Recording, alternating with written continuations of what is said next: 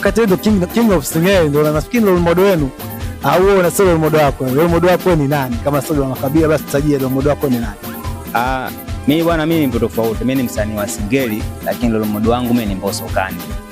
Sasa unajua unatuchanganya, unajua? Yaani hapa Mbosso Kani na wewe Singeli. Role model kamchagua au Mbosso Kani? Kwenye Singeli huko hujamtafuta role model aina yoyote? Katika Singeli huko naweza nikasema MC Balaa. MC Balaa ni mtu ambaye namkubali kwa sababu anaimba muziki ambao muziki wake yani kwamba ukisikiliza ladha ipo, afu ni muziki ambao una vitu yani sorry mtu akupiga sana makelele. Pia unaamini katika masuala ya skendo ili kupush ngoma ziende, yani utengeneze skendo fulani hivi iwe na vuma ili kwa sababu ibebe ile ngoma yako? Ndio mshaona mambo kama yakifanyika kina Diamond nani ni watu ambao wanatafuta attention sana za watu ndio wanachia ngoma.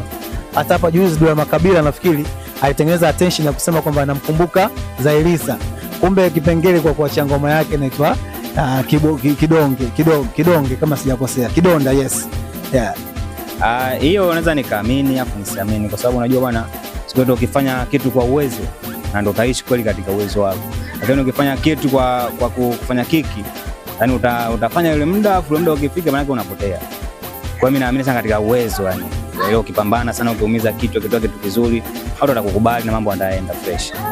Bwana Young Force amefunguka mengi sana kuhusiana na masuala ya muziki wake, uhusiano wake na wa karibu na wasanii wengine wa Singeli wanaozunguka maeneo ya Kinondoni, Moscow.